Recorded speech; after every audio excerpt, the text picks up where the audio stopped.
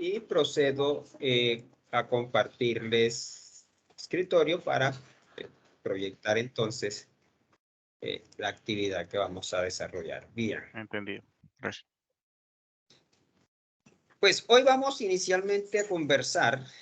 Yo digo conversar, pues hacer un breve recorrido por lo que tiene que ver la unidad 2, que son los controles de calidad del software. Esta unidad, entonces, encontramos el tema 1, que son los controles estáticos, y en el tema 2 vamos a encontrar los controles dinámicos. Básicamente, estos son los dos temas que componen la unidad 2. Dentro de los controles estáticos, pues, lo que sucede es que aquí se analizan los objetos sin necesidad de ejecutarlos. O sea que aquí podemos aplicarlo a la parte de análisis, requerimientos, diseños, porque no necesitamos ejecutar código, sino que aplicamos estos controles, digamos que al análisis, a los requerimientos, al diseño que tenemos planteado desarrollar para ir validando que se cumplan con los criterios de calidad establecidos. También es cierto que la barrera entre los controles dinámicos y estáticos pues, no es totalmente estricta. Cualquier forma de control dinámico requiere un cierto grado de análisis estático, al igual que algunas técnicas como la verificación formal y la ejecución simbólica, consideradas como estáticas, pues ejecutan código aunque en un entorno no real, pero son cuestiones, pues digamos, se puede hacer de forma manual, ¿sí? Que no es automatizado, que realmente no se corre ningún código. Entonces, en este cuadro podemos mirar los controles estáticos con los cuales se pueden trabajar y están divididos en dos partes, los manuales y los automáticos. Entre los manuales están los informales, como la comprobación de escritorio y las revisiones por pares. Y dentro de los disciplinados encontramos las revisiones y las auditorías. Dentro de los automáticos están el análisis estático automático, que se compone de los compiladores. Ya esto viene inmerso pues, en cada lenguaje de programación, los análisis de flujo y la ejecución simbólica. Y dentro de los automáticos, pues, también encontramos los de análisis o verificación formal. ¿Sí? Entonces, esos son los distintos tipos de controles estáticos que podemos considerar. Dentro, entonces, decíamos que los controles estáticos manuales y formales, estas actividades las realizan los propios autores de los objetos a comprobar, o personas de su misma categoría y ocupación. Estos son, por eso se les llama manuales informales, porque básicamente las realizan sean los propios autores o las personas, los pares, ¿sí? Que estén desarrollando la misma actividad.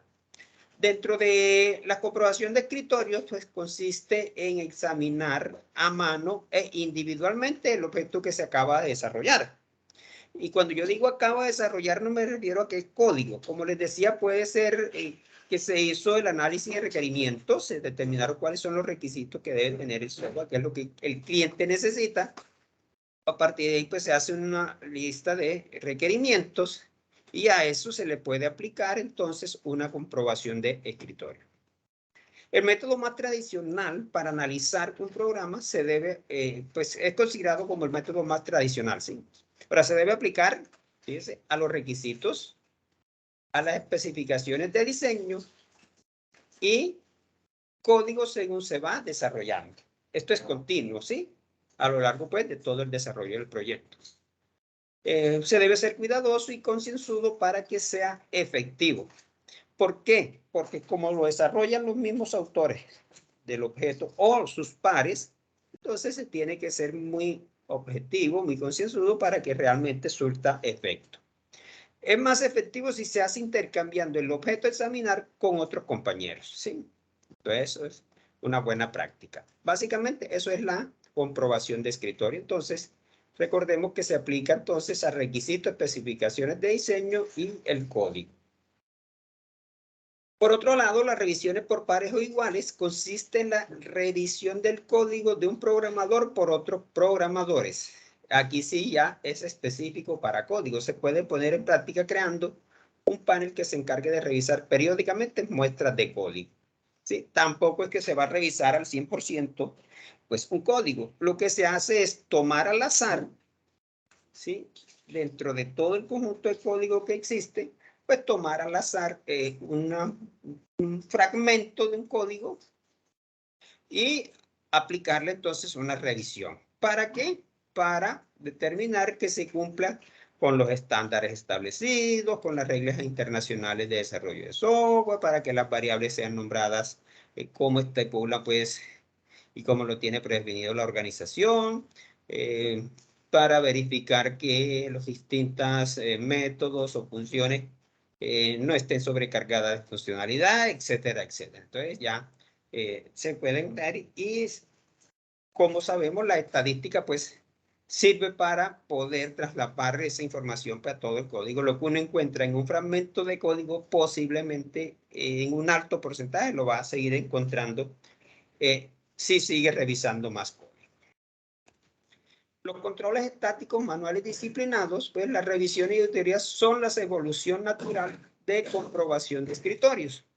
O sea que aquí pues ya se va evolucionando un poco más, pero a diferencia de aquellas pasan a ser técnicas de grupo, ya no son revisiones individuales, sino de grupos.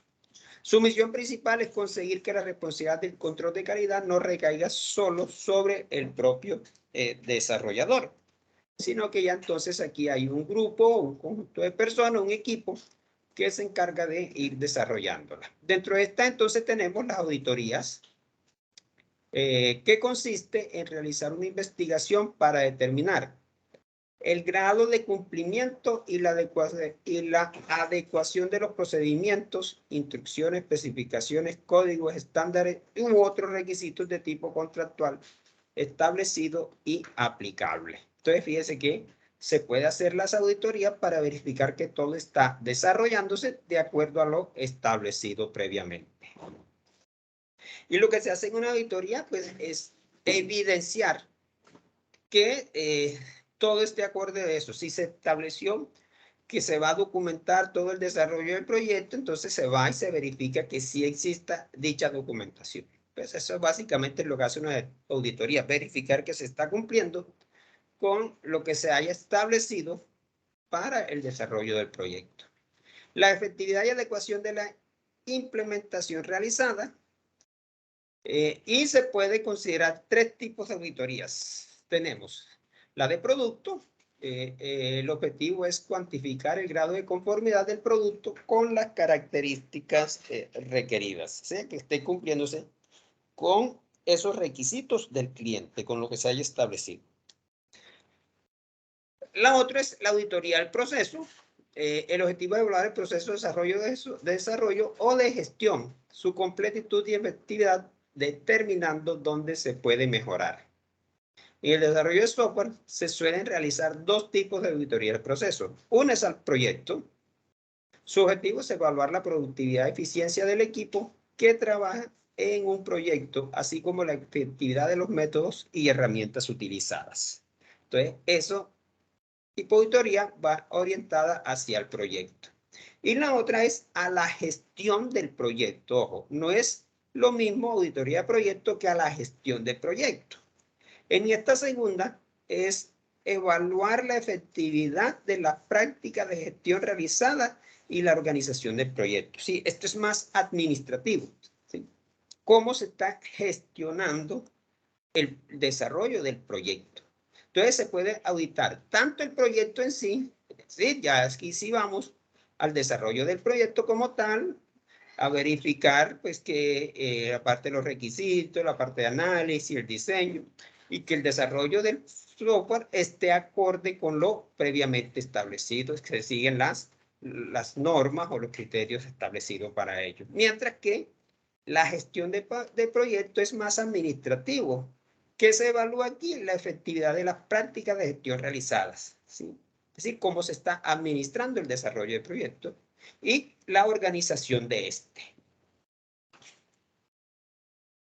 La otra, pues, es la auditoría que se hace al sistema de calidad en sí. Su objetivo es evaluar la completitud y efectividad del propio sistema de calidad establecido. ¿Eso para qué es? Para validar entonces que sí se estén dando los resultados que se aplican o los resultados que está arrojando la aplicación de dicho control. El procedimiento habitual en cualquiera de los casos de las 3 auditorías, pues consta de los siguientes pasos. Una auditoría se debe planificar, se debe llevar a cabo la investigación, es decir, ir a aplicar, consultar, verificar que sí se esté dando cada uno de los puntos establecidos. Se deben analizar los datos recogidos, sugerir soluciones a los problemas encontrados y posibles mejoras, y elaborar y presentar un informe de resultados. Entonces, básicamente, esos son los pasos que se llevan o se deben realizar en el momento en que se desea aplicar una auditoría, independientemente si es al proyecto, a la gestión del proyecto o al sistema de calidad. Otro de los controles estáticos y muy utilizados son las revisiones. Es una reunión formal en la que se presenta el estado actual de los resultados de un proyecto a un usuario, cliente u otro tipo de persona interesada y se realiza un análisis estructurado de los mismos.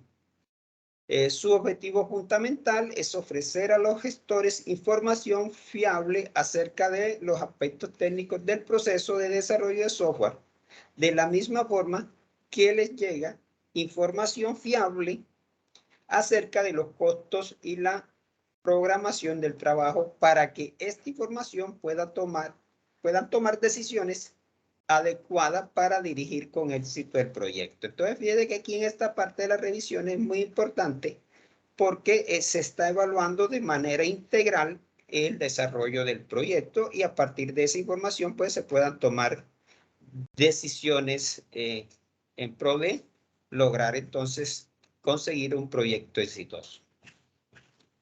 Se consigue que el peso de la evaluación técnica no recaiga sobre las mismas personas involucradas en el desarrollo de software, sino en otras personas técnicamente competentes y objetivas.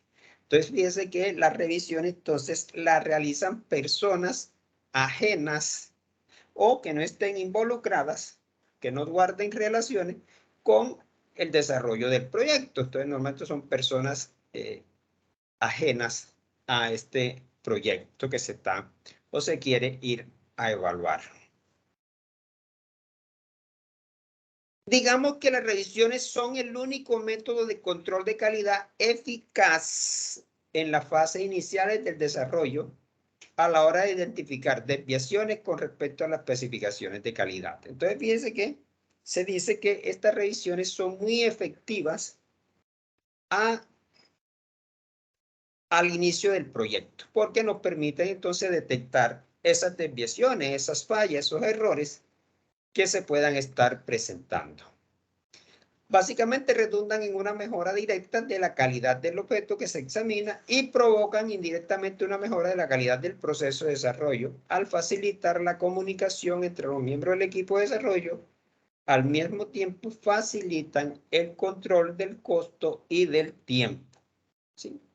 Entonces, ahí vamos viendo que si se hace una revisión, pues entonces se puede determinar si se está cumpliendo con el cronograma establecido y con los costos que se estipularon para el desarrollo del proyecto. ¿Cuáles son entonces esas diferencias entre las revisiones y las auditorías? Pues las revisiones se llevan a cabo desde la primera fase del desarrollo, mientras que las auditorías se llevan en las fases finales. Fíjense, entonces aquí tenemos una gran diferencia.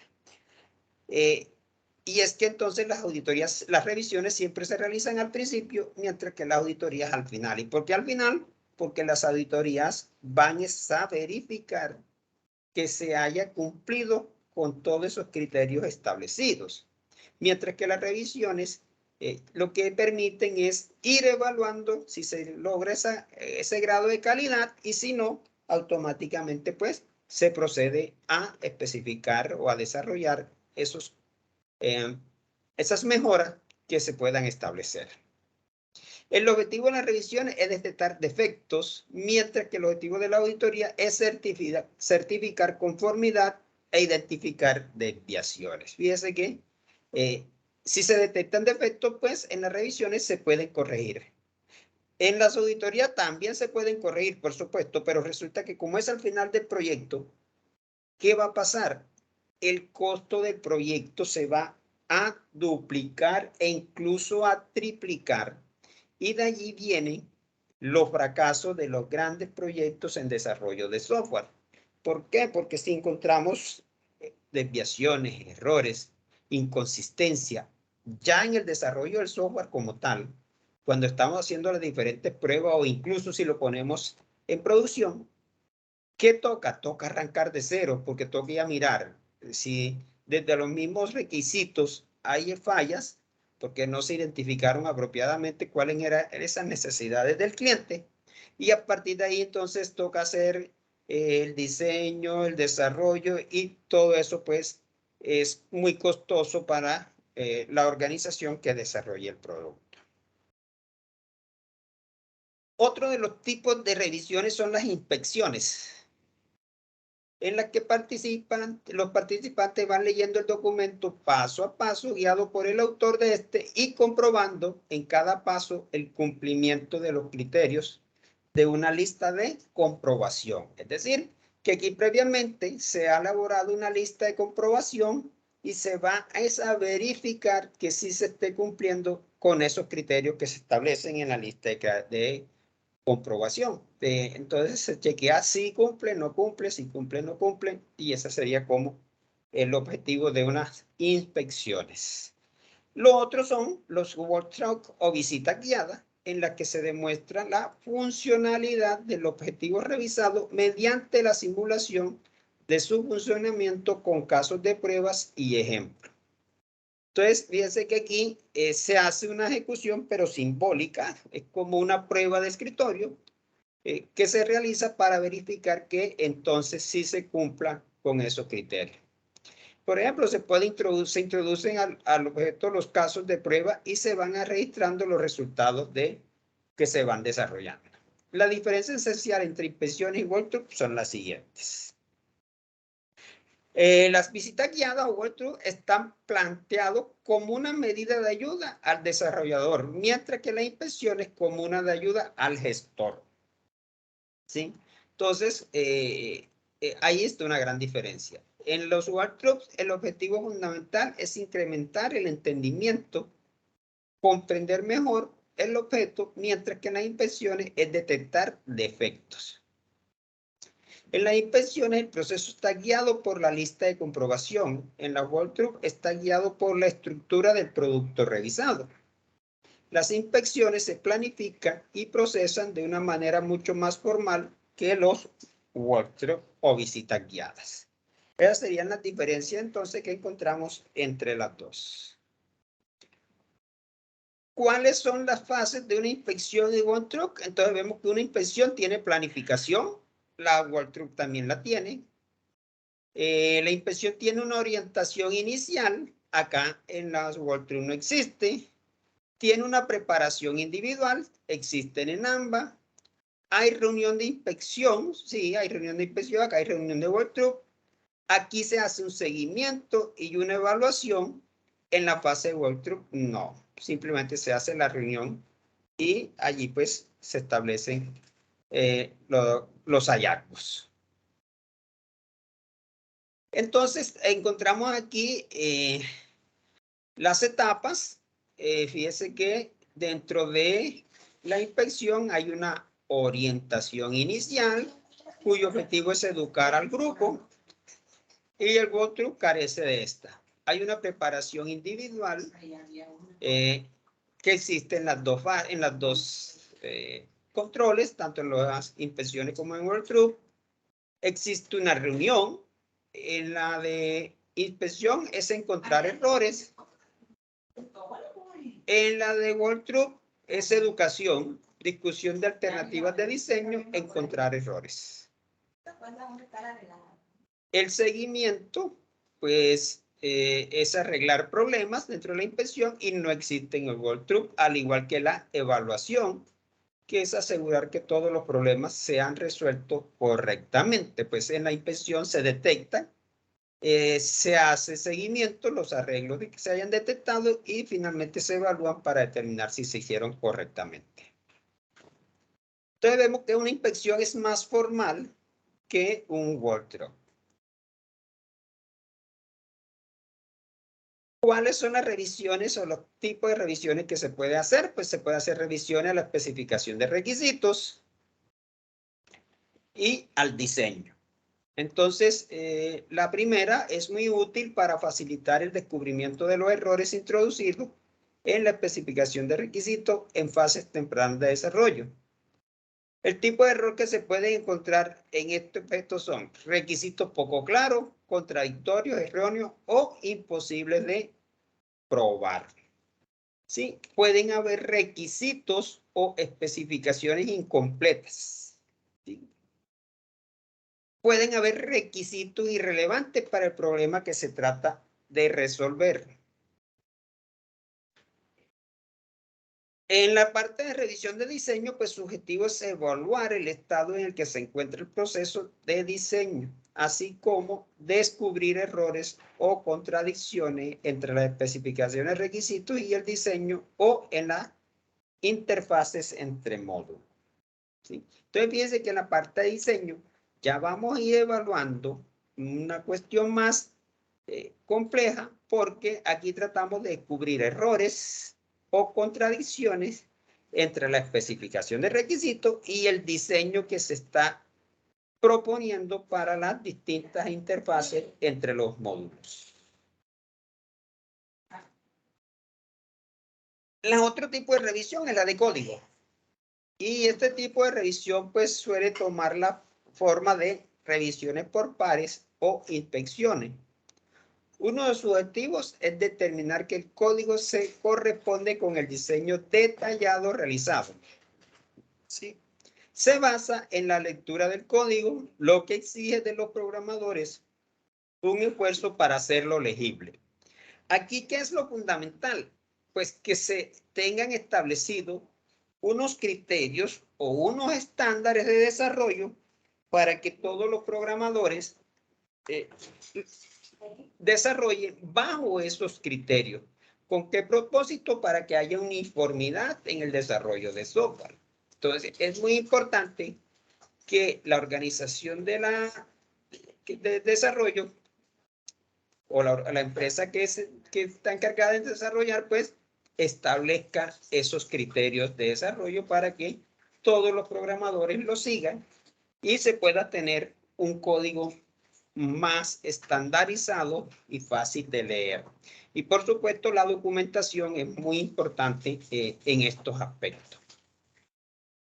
Entonces dice que los estudios demuestran que mediante las inspecciones de código, más de la mitad de los errores de programación se pueden detectar antes de pasar a prueba modular y que los programas que han pasado por una inspección de código contienen considerablemente menos errores. Entonces es muy importante esta parte de los controles de revisión del código porque precisamente pues ayudan a detectar esos posibles errores.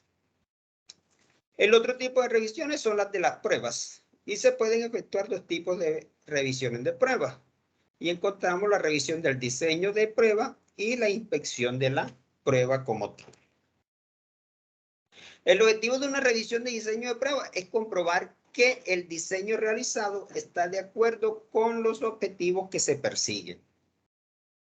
El objetivo de una inspección de prueba es comprobar que las pruebas se han ejecutado correctamente de acuerdo con el procedimiento de prueba especificado, análisis de los resultados obtenidos en cada prueba aplicada.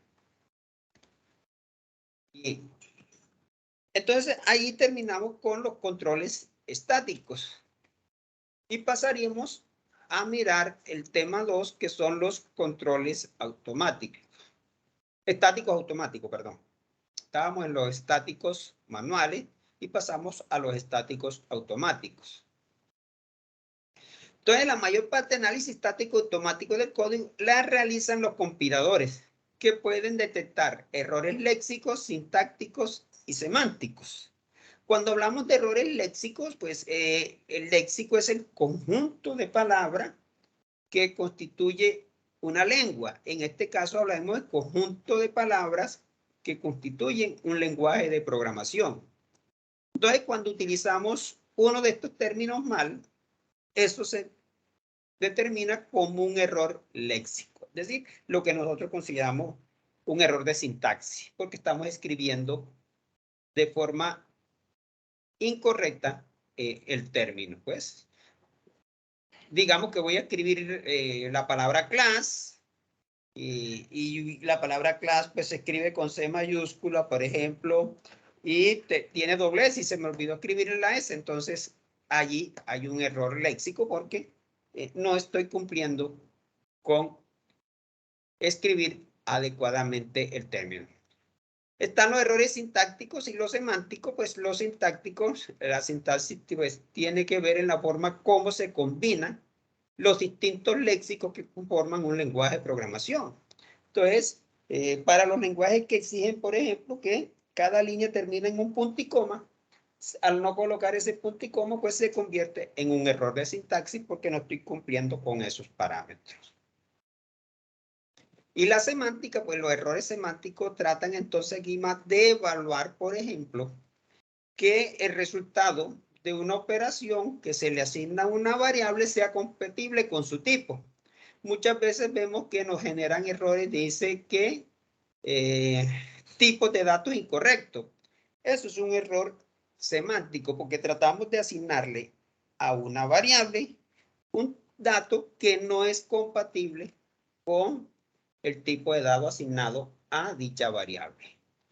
Entonces, estos controles se dividen en análisis de flujo, en cual consiste en trazar el comportamiento de la variable del programa desde su inicialización hasta que termina la ejecución del programa, clasificando las variables en referenciadas, cuando se obtiene su valor en memoria durante la evaluación de una expresión en una sentencia. ¿Esto qué es? La parte derecha de una sentencia de asignación, índice de acceso a un array, etc. Entonces puede ser que ahí, en ese caso, decimos que está referenciada, cuando se puede obtener el valor. Definida, cuando se obtiene un nuevo valor para la variable como consecuencia de la ejecución de una sentencia. Y aquí hablamos la parte izquierda de dicha sentencia. Y la última vez es la no referenciada, cuando ya no se puede determinar el valor de la variable a partir del flujo del programa. Eso significa, por ejemplo, que puede ser una variable local fuera de la subrutina en la que se define, por ejemplo. Entonces, fíjense que podemos entonces determinar que hay referenciadas, definidas y no referenciadas. Esto es como si hiciéramos una prueba de escritorio. Asumimos entradas de datos y le hacemos seguimiento a las variables de acuerdo al código para validar pues que si esté referenciada y definida, o por el contrario pues que se pierde la referencia a esta porque está fuera del el contexto del método donde haya sido definida, pues no tiene el alcance permitido. Otro de estos controles es la ejecución simbólica. La ejecución simbólica consiste en la ejecución de ciertos caminos dentro del programa, durante la cual se verifican ciertas expresiones simbólicas con respecto a ciertas condiciones y afirmaciones preestablecidas. El resultado pues, de la ejecución simbólica se puede entonces comparar con la especificación externa del programa y ver si están de acuerdo una con otra. Otro de estos controles son la verificación formal, en la cual consiste en demostrar matemáticamente la corrección de un programa con respecto a sus especificaciones. Esta técnica solo se utiliza para sistemas críticos debido al costo que conlleva. Los métodos más conocidos son los basados en la lógica de Hall, los basados en la aproximación de Dijkstra y la aproximación funcional de Mills. Realmente esto se hace, como allí se indica, pues, en los tipos de software que son críticos, ¿sí? ¿Por qué? Como por ejemplo, ¿cuáles? Un software para control de un avión, por ejemplo. Aquí decimos que el software es crítico porque va a representar la vida de muchas personas, ¿sí? Imagínense pues que el software de un avión falle en pleno vuelo, pues se queda uno pues al azar, no sabe qué va a pasar porque cómo se defiende si no tiene la información. Pero esto es muy costoso aplicar y realmente entonces se deja para este tipo de software que es bastante crítico. Lo que hace la NASA, por ejemplo, cuando envía al espacio un robot, en esto pues es un software crítico porque ha tenido que haberse hecho todas las pruebas posibles para estar seguro que va a cumplir la misión para la que se haya preparado. Entonces, que son miles de millones de dólares lo que se invierte, por ejemplo, la exploración que se está haciendo en Marte a través del robot que llegó, no me acuerdo ahorita el nombre se me escapa, que ha sido exitosa al 100%, logró llegar, a aterrizarse, a realizar unos vuelos cortos, a tomar imágenes y a enviar información al planeta. Entonces eso es un software crítico, ¿verdad? Porque se está controlando el robot a miles de millones de kilómetros y entonces eso tiene que ser preciso, no da para errores. Entonces este tipo de software crítico es a lo que se le debe aplicar entonces una verificación formal. Finalmente entonces pasamos a los controles automáticos, que sería el tema 2, y en esta parte pues ya se requiere ejecución del objeto que se está probando o un modelo de este.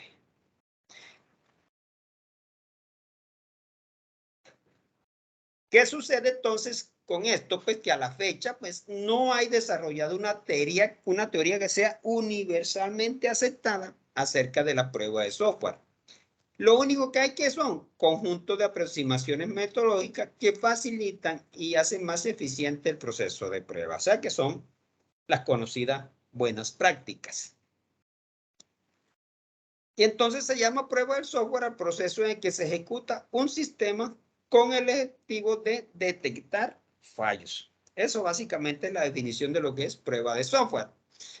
Y dentro de los controles dinámicos vemos que encontramos los métodos de caja negra y los de caja blanca.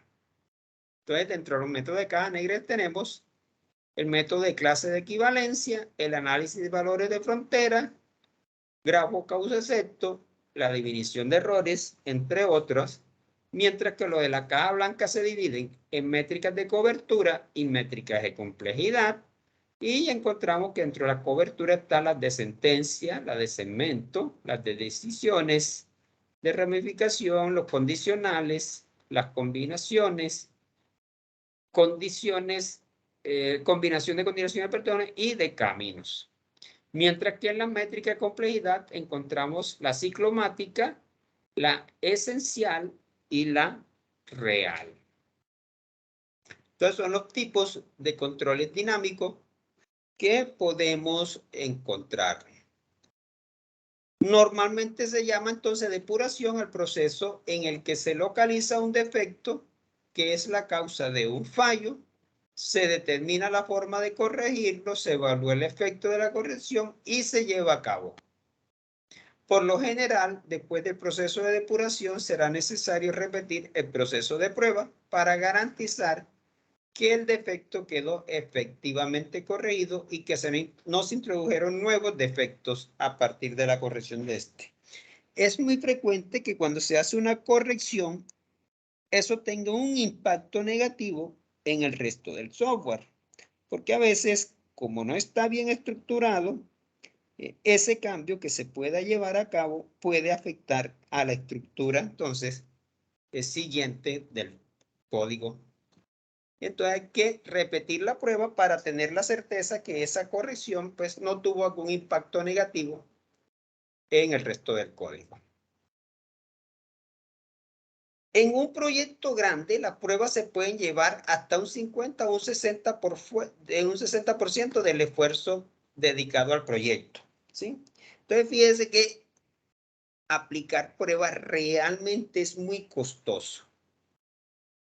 ¿Qué es lo importante entonces? Aquí, seleccionar de una forma muy concreta las pruebas que se van a realizar, teniendo en cuenta que solo las pruebas que revelen defectos son las que realmente merecen la pena llevar a cabo. Entonces aquí las pruebas generalmente son limitadas porque son muy costosas, tanto en tiempo como en dinero, por supuesto, porque eso demanda el esfuerzo de muchas personas. Entonces se llevan a cabo algunas pruebas para determinar si cumple con el grado de calidad. De acuerdo con la IEEE, hay un conjunto mínimo de pruebas que se deben aplicar, que son la modular, la unitaria, la de componentes, la de integración del sistema y la de aceptación. Esos son entonces algunos de los tipos de pruebas que recomienda la IEEE para llevar a cabo. Y aquí entonces encontramos el método de caja negra. Pues dentro de este método o esta metodología de prueba, la elección de los casos de prueba no se va a basar en el conocimiento que se tenga acerca de la estructura del objeto, sino en el conocimiento acerca de la funcionalidad deseada. A la prueba de caja negra también se le llama prueba funcional o prueba orientada al diseño. Nos dice que una prueba de caja negra exhaustiva requerirá la generación de un caso de prueba por cada combinación posible, validada o no validada de los valores de entrada. Entonces, mire que esta prueba también es muy costosa porque hacer un caso de prueba por cada combinación posible de los valores de entrada se torna imposible o muy costosa de realizar y demandaría demasiado tiempo para su desarrollo. Entonces, es muy importante tener en cuenta aquí y hacer la selección de pruebas específicas.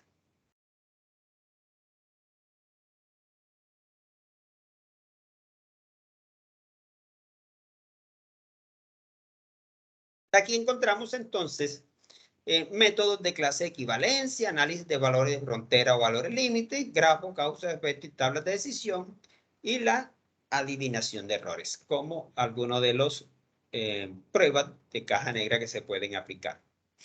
Mientras que las de caja blanca, también conocidas como pruebas transparentes, pues la elección de casos de prueba se va a basar en el conocimiento que se tenga acerca de la estructura del objeto. En la anterior no conocíamos la estructura del objeto. En esta se debe conocer la estructura del objeto. Aquí hace referencia entonces al diseño detallado, a los diagramas de flujo de datos y control del código fuente. También se pueden llamar, se conocen también como pruebas estructurales. Y se clasifican a su vez en métodos basados en métrica de cobertura y basados en métrica de complejidad. Serían los dos tipos de pruebas de caja blanca. Cada uno de los diferentes tipos de pruebas implica la realización de un conjunto de actividades estándar, así como la producción de un conjunto de salidas. Pues si hay unas entradas, por supuesto, se realizan unos procesos y eso genera una salida. Entonces aquí están algunas de las actividades estándares de prueba y las salidas que se pueden producir a partir de esas entradas. Entonces vemos que, por ejemplo, la planificación de la prueba genera un plan de prueba Si vemos en la parte final el análisis y evaluación de prueba, pues presenta un informe de prueba y así sucesivamente. Entonces, por cada actividad que se genere, debe haber una salida. Finalmente, pues, invitarlos a hacer la lectura de lo que son las fuentes de estudio que se pueden y que están establecidas pues, en el documento sobre actividades de control de calidad del software, técnica de evaluación del software, que nos permiten entonces profundizar sobre la temática. Como les comenté al inicio, pues esto es un paso rápido, ágil sobre el contenido de la unidad 2, controles de calidad del software, que básicamente pues están constituidos en controles estáticos y los controles dinámicos. Eso sería entonces las temáticas que se están desarrollando en este momento. Eso que implica pues que tenemos actualmente entonces un foro 2 que habla sobre el control de calidad de software. Son las técnicas y actividades de carácter operativo utilizadas para establecer los requisitos relativos a la calidad, centrada en dos objetivos fundamentales: mantener bajo un control un proceso, eliminar las causas de los efectos en las diferentes fases del ciclo de vida. Dice que en general son las actividades para evaluar la calidad de los productos desarrollados. El objetivo de esta actividad de control de calidad es comprobar si un producto posee o no una determinada característica de calidad en el grado referido. Cuando un producto no posee una determinada característica de calidad, se dice que tiene un defecto. Por lo tanto, se puede decir también que el objetivo de control de calidad es identificar defectos en el producto y corregirlo. Entonces, se plantea la siguiente interrogante. Según la anterior descripción, se puede afirmar completamente que la aplicación de control de calidad a proyectos de desarrollo de software garantizan en un 100% la calidad del producto. ¿Sí o no? Justifique o argumente su respuesta. Sí, no es solo decir sí o decir no, sino que tenemos que justificar por qué es nuestra respuesta. Hay un segundo interrogante, dice: ¿qué controles de calidad aplicaría usted a un proyecto de desarrollo de software en su fase inicial? Justifique su respuesta de forma argumentada. Y por supuesto, pues queda la respuesta a por lo menos de los compañeros para que pues haya allí un intercambio de ideas que permitan pues evaluar y profundizar en cada uno de los aspectos tratados. Como siempre, pues la calificación es la misma del foro 1. El aporte propio hasta 2 puntos y el aporte 1 y 2, pues cada uno hasta un punto, 1.5, para que la sumatoria pues nos dé 5. Y el foro estaría disponible hasta el 20. Pues eso significa que es hasta el viernes. Por lo tanto, tenemos suficiente tiempo para participar. Eso en cuanto al foro. Tenemos también en desarrollo el trabajo número 1. ¿En qué consiste? Pues dice que la organización para la que usted representa es contratada como consultor y asesor. ¿Sí? Consultor y asesor. Para una MIPYME que exporta artesanía a Europa, Asia y Norteamérica, requiere un sistema de información que le permita registrar y tener un control efectivo sobre todos sus procesos a nivel transaccional y administrativo. ¿Sí? Entonces, se plantea una serie de preguntas que se deben responder y justificar. ¿Qué metodología, qué modelo de calidad del software recomendaría usted? Pues nosotros hablamos de los distintos modelos de calidad en el elemento competencia 1 o en la unidad 1, donde hablamos de los modelos de calidad del software orientado al producto y los modelos del software orientado al proceso. Entonces vamos a preguntar, estamos preguntando qué modelo de calidad de software recomendaría usted para desarrollar el proyecto propuesto. Debemos justificar la respuesta. Luego dice, según el modelo de calidad de software sugerido por usted, sí, sobre este que sugirió aquí, ¿qué modelo o metodología de desarrollo de software recomendaría aplicar? Sí, entonces encontramos que dentro de la metodología de desarrollo de software, pues hay metodologías tradicionales como cascada, modelo B, espiral, incremental, etcétera, que son metodologías lineales, pues, y encontramos las metodologías ágiles, pues, con las que actualmente se trabaja. Entre ellas, pues, entonces tenemos la Scrum, la XP, la Kanban, entre otras, ¿verdad? Entonces, dependiendo, pues, del tipo de proyecto, se puede entonces optar por una metodología de desarrollo de software. Dice, de acuerdo con lo anterior, indique cuál sería el lenguaje de programación que usted recomendaría para desarrollar el sistema de información propuesto. ¿Cuál sería la base de datos que usted recomendaría? Dice, para su implementación en la organización recomienda que se haga de forma local, en la nube u otra. ¿Cuál? Y justifique. Vamos a describir los módulos que conforman el sistema de información con una pequeña descripción de funcionalidad de cada uno de ellos. Entonces, como estamos abordando acá, que se requiere un software para una MIPYME que exporta artesanía a Europa, Asia y Norteamérica, pues, y que se requiere describir qué módulos estarían conformando dicho sistema de información y que es tanto para la parte operativa como administrativa.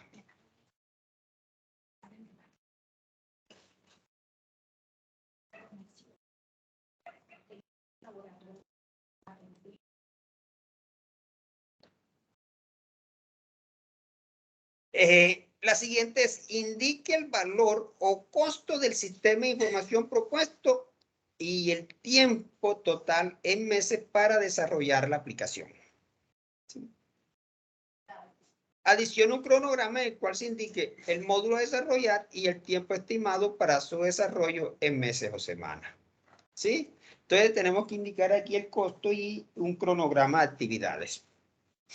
Finalmente va a escribir a manera de conclusión porque considera que su propuesta es viable para la implementación. Esto entonces se asimila como si fuéramos a participar en un proceso de licitación, ¿sí? En la cual vamos a presentar una propuesta con respondiendo a cada uno de los interrogantes planteados y haciendo pues un análisis o una conclusión de la importancia de la propuesta que presente cada equipo de trabajo sobre el tema propuesto. ¿Sí? Ese sería entonces el desarrollo del trabajo 2. Respondiendo a esta serie de interrogantes que nos van a permitir entonces planear lo que sería el desarrollo para una empresa, una MIPYME, perdón, que exporta artesanía a Europa, Asia y Norteamérica. ¿Sí? Eso entonces son los trabajos y este trabajo está estipulado, está validado del 10 de mayo, pues se habilitó el 10 hasta el día 22. Pues el 22 sería el próximo domingo, así que tenemos más o menos 6 días más para desarrollarla. Estamos con suficiente tiempo aún. No sin antes, pues, recordarle que estamos aquí atentos a la plataforma, sus herramientas, a cualquier duda, inquietud que se les pueda presentar.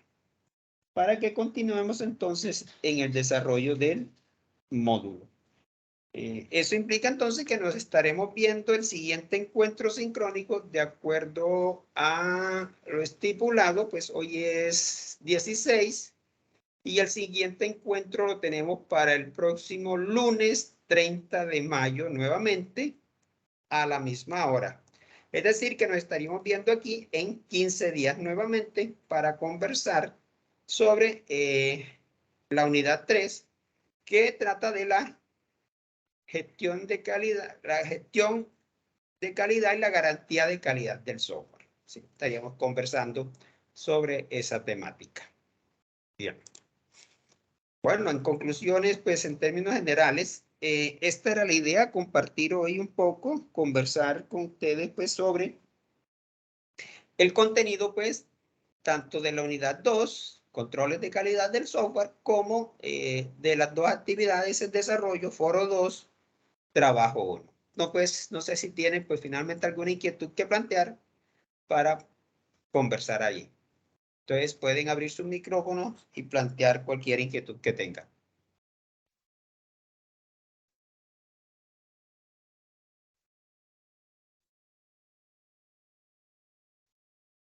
¿No tienen? Pues,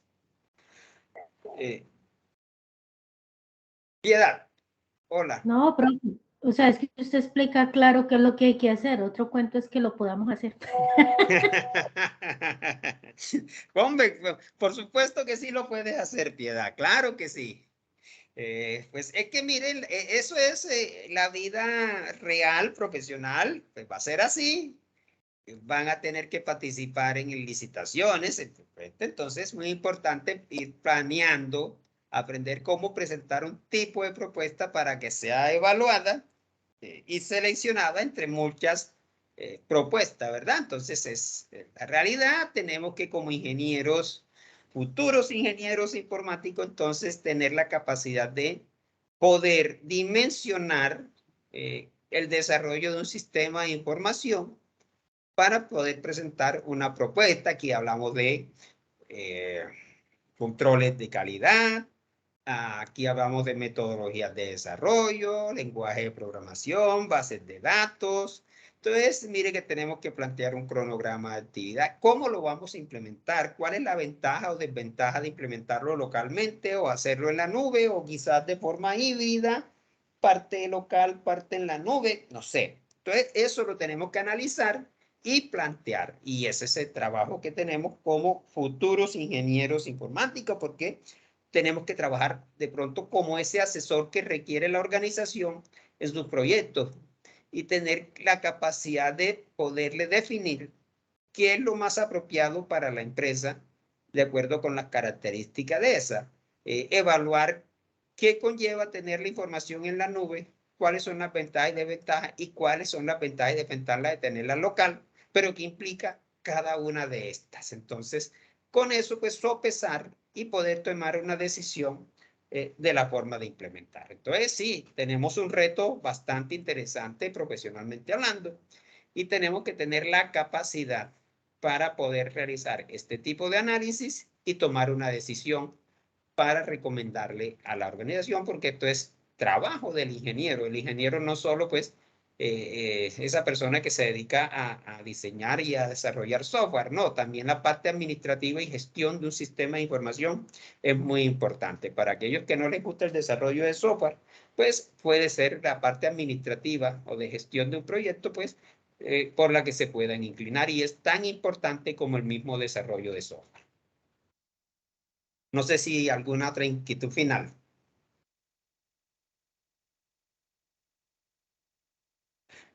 Bueno, chicos, entonces no siendo más y cumpliendo, van a ser las 8, de acuerdo a lo que estaba estipulado, pues damos por hoy finalizado. Dios mediante, entonces nos vemos en 15 días. Mañana, como siempre, les estaré publicando el video del encuentro para que si lo quieren revisar nuevamente,